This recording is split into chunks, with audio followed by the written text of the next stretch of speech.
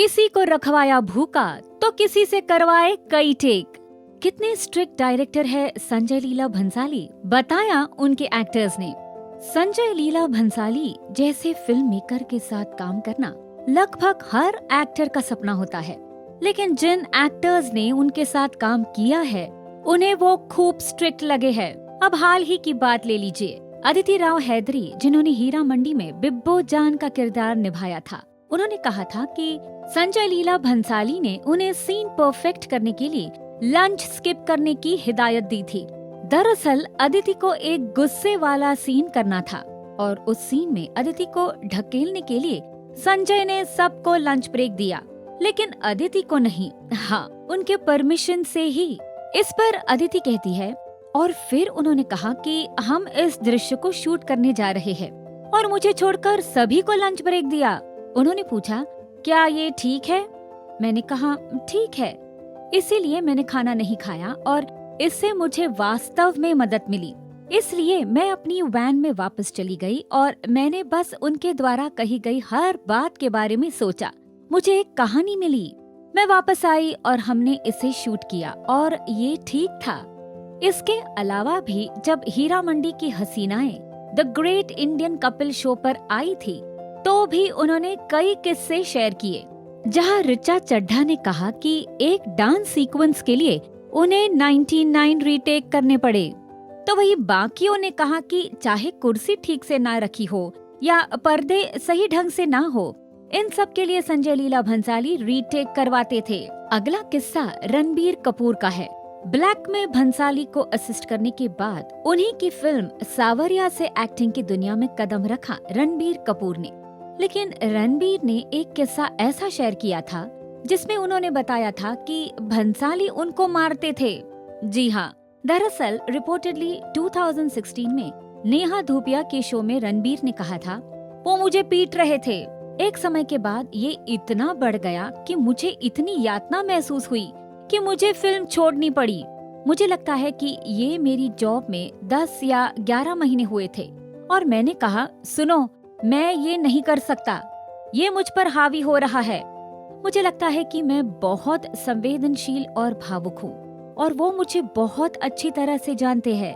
खबरें थी कि भंसाली की स्ट्रिक्टनेस के कारण रणबीर उनके साथ काम भी नहीं करना चाहते थे और दोनों के रिश्ते में दरार है, ऐसी भी खबरें आ रही थी।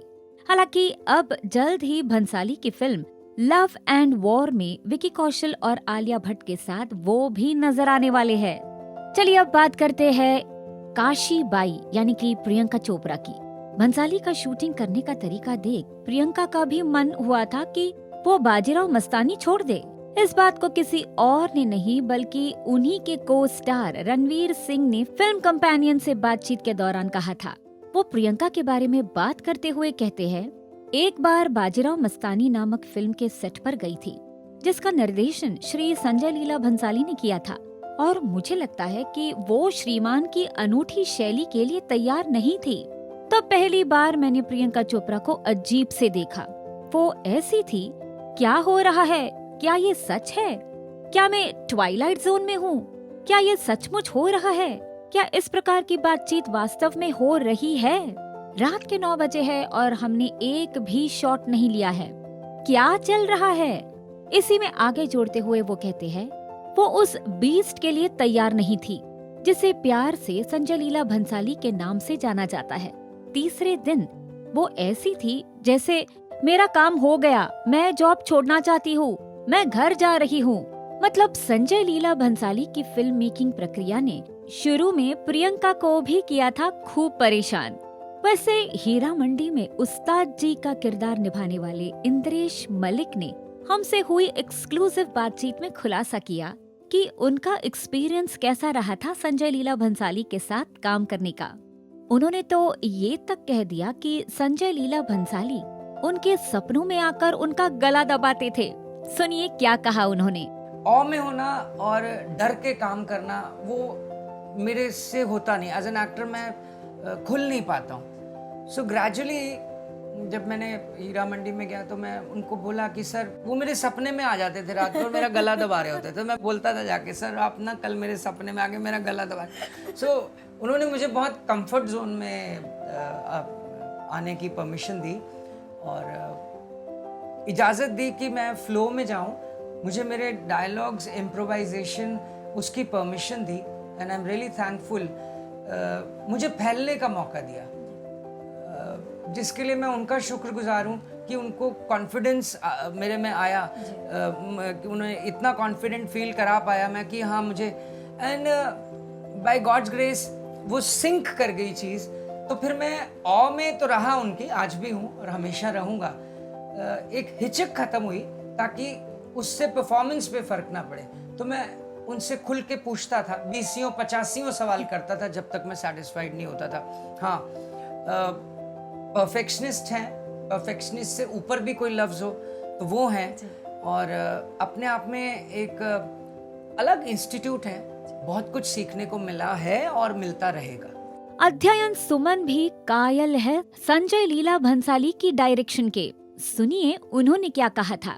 आई थिंक ये पूरी दुनिया जानती है, माइस्ट्रो है। I think he is a perfectionist. He is उनकी सोच वहाँ से शुरू होती है जहाँ से एक एक्टर की सोच ख़त्म होती है लाइफ में। और सबसे अच्छी खूबसूरत बात यह है कि जब तक आप कुछ सीख कर जाते हैं लाइंस अपने, या सीन को मैं इस तरह करूँगा या इस तरह करूँगा, जब तक आप सेट पे पहुँचते हैं सब कुछ बदल गया होता है, यू नो। बिकॉज एक टाइम पे सर के 10 वेरिएशंस होते हैं कि सीन को कैसे करना है, और आपकी सोच वहाँ तक जा ही नहीं सकती। And that is why he is known as a maverick film maker, because वो आपको ऐसी दुनिया में ले जाते हैं।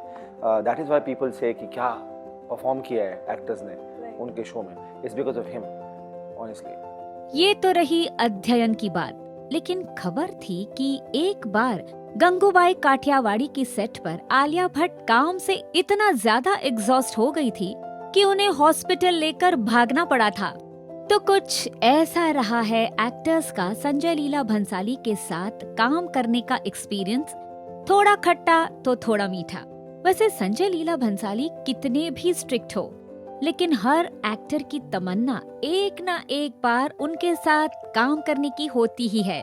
वैसे आप क्या कहना चाहेंगे इस बारे में, और आपको फिल्मों में कैसी लगती है संजय लीला भंसाली की डायरेक्शन? कमेंट सेक्शन में हमें जरूर बताइए। और ऐसी ही चटपटी और मनोरंजक खबरों के लिए देखते रहिए बॉलीवुड नाउ।